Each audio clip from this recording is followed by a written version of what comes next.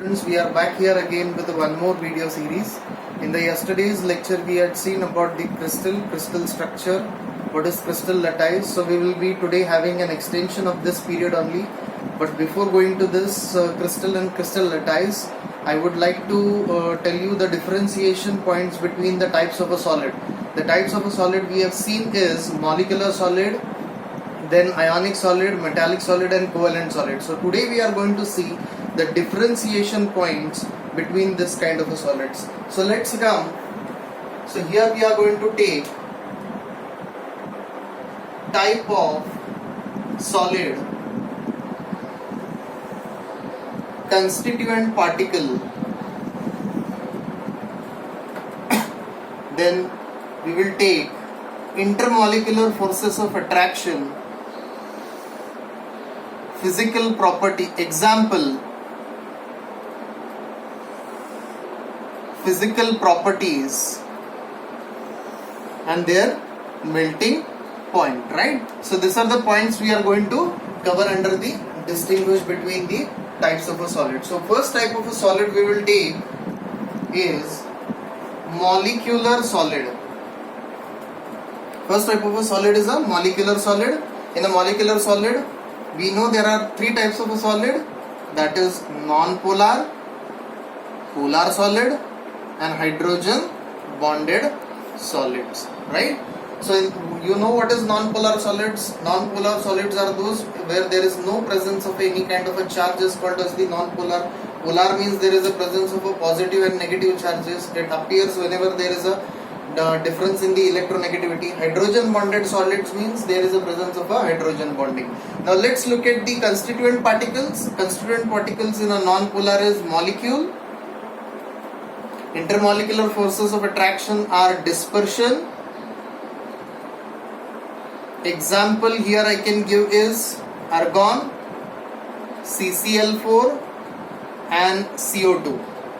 And the physical property, it is soft and melting point is low, right?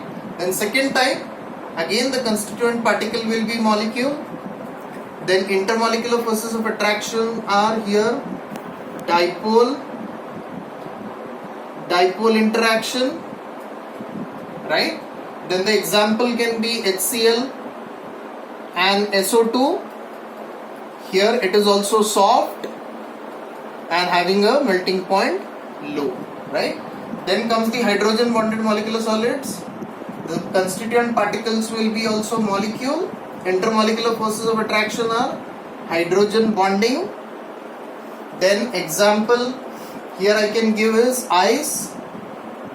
Then it is hard, physical property is hard and melting point is low. Even though if it is hard, the melting point is low because the intermolecular forces of attraction are very less in the case of molecular solids. So you might have understood the point of differentiation of the molecular solids. Then coming to the next kind of a solid, ionic solids. The constituent particles are ions. Intermolecular forces of attraction, electrostatic force of attraction. Again I am repeating, electrostatic force of attraction. Example is NaCl, a very common example. Physical properties, it is hard but brittle. Hard but brittle. Sorry, not in this case. It is only hard and the melting point is high. Then coming to the next solids, that is metallic solids. In the case of metallic solids, the constituent particles are metals. The intermolecular forces of attraction are metallic bonds. Then the example here can be given as copper, aluminium, chromium, this kind of metals, silver, etc. This is also hard, very hard, and the melting point is also very high. But in this case, hard but brittle. Right? Now comes the last one. Last one will be covalent solids. Covalent solids. here in this case the constituent particles will be atoms. Then the intermolecular forces of attraction are covalent bonds. Covalent bonds are the intermolecular forces of attraction.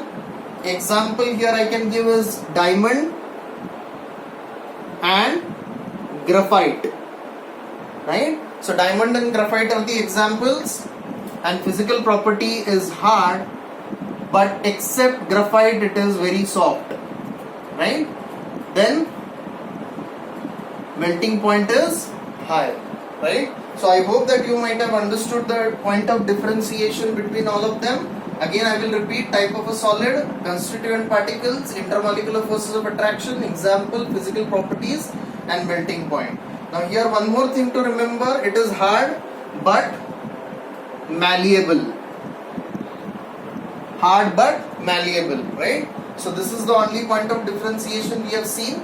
So 1, 2, 3, 4, 5, 6. 6 points are there of differentiation. Okay, let's move further.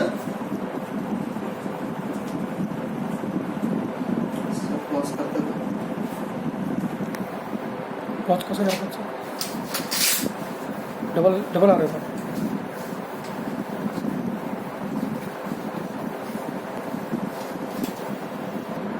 Now we'll see today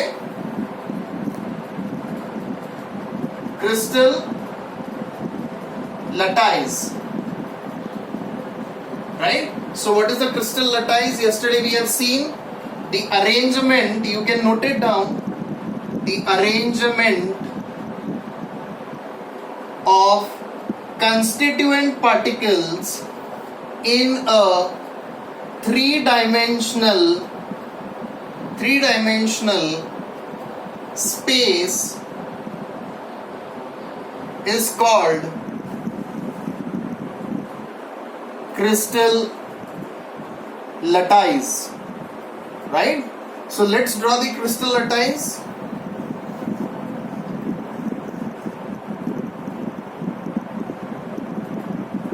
So this is our crystal lattice. Yesterday I showed you how to draw it, and the points here, can you all see the points here? This particular points are nothing but called as the lattice points.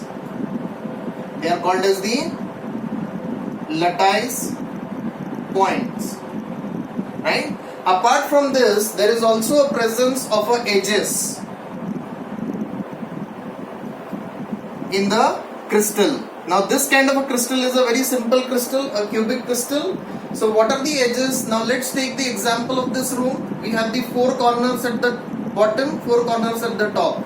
So these are nothing but the edges. So we can say this is nothing but also called as the edges. Now there are, apart from this, there is also called as the edge length. Every edge has some kind of a length, right? So here in this case, let's say that this is A, this is B, and this is C. I'll make it little bit darken. C. This is edge length of C, this is edge length of A, and this is edge length of B, right? Are you able to identify it? A, B, C. So this A will be equals to this side, this B will be equals to this side, this C will be equals to this side.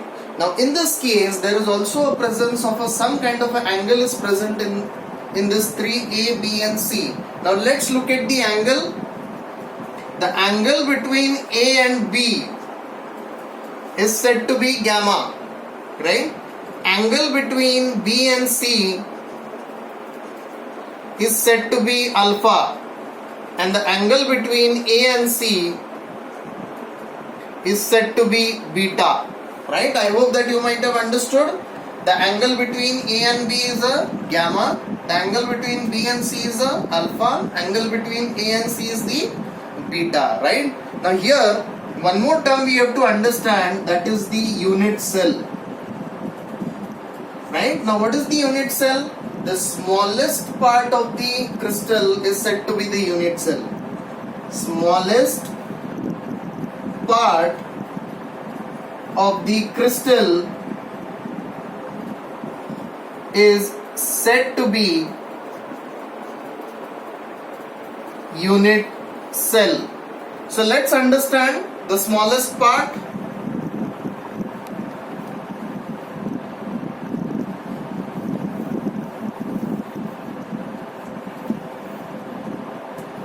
And draw the crystal once again.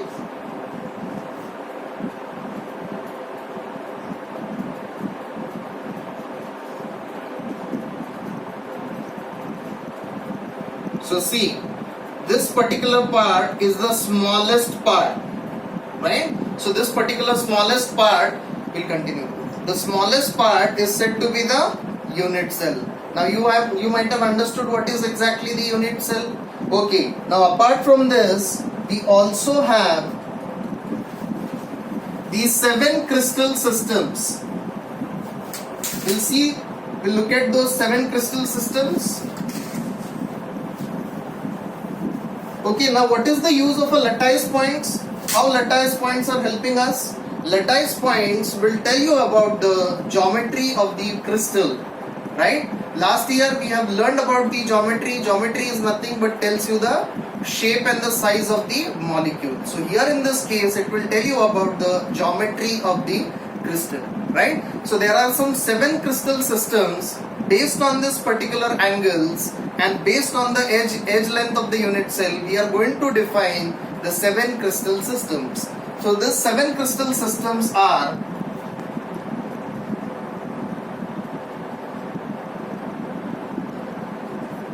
I will try to abbreviate them.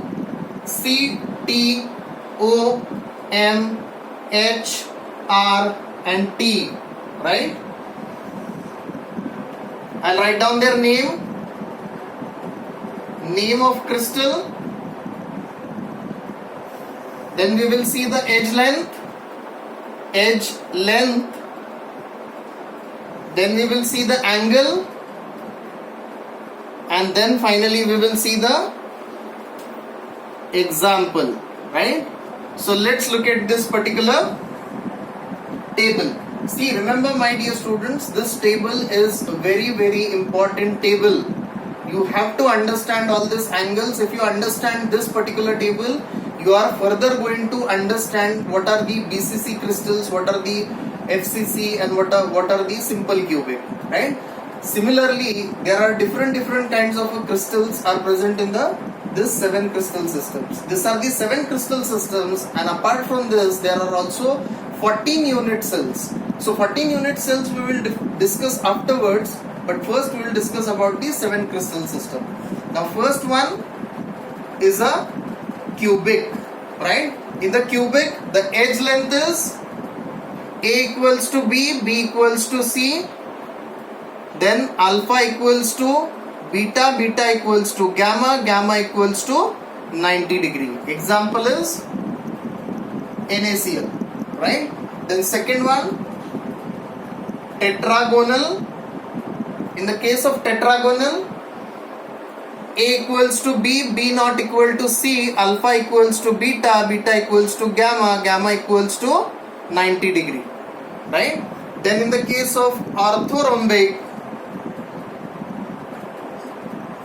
A not equal to B, B not equal to C, alpha is equal to beta, beta equals to gamma, gamma equals to 90 degree.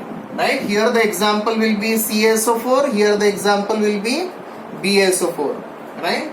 Then comes the monoclinic. In the case of monoclinic, A not equal to B, B not equal to C, alpha equals to gamma equals to 90 degree, but beta not equal to 90 degree. Right? Here the example can be zinc oxide. Here the example will be monoclinic sulfur. Right? Then comes the hexagonal. In the case of hexagonal, A equals to B, B not equal to C, alpha is equals to beta is equals to 90 degree and gamma equals to 120 degree. Right? Here the example will be zinc oxide. Then next is the rhombohedral. Rhombohedral, in this case, A equals to B, B equals to C, alpha is equals to beta, beta is equals to gamma, and gamma is not equal to 90 degree, or we can say alpha beta gamma not equal to 90 degree. Then the last one is triclinic. Last one is triclinic. In this case, A not equal to B, B not equal to C, alpha not equal to beta, beta not equal to gamma, not equal to 90 degree. Okay, now in this case we will have some change. Alpha is equals to beta and gamma is equals to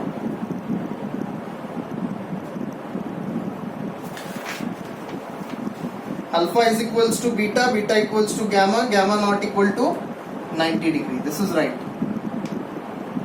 Gamma not equal to 90 degree. Right? So this is the table. You have to learn this table. This is a very, very important table. Now in this case the examples will be NaNO3 and K2Cr2O7. Right? So I hope that you might have understood this table. You have to thoroughly learn this table. This table is very, very important. Right? Okay, we'll stop for the day.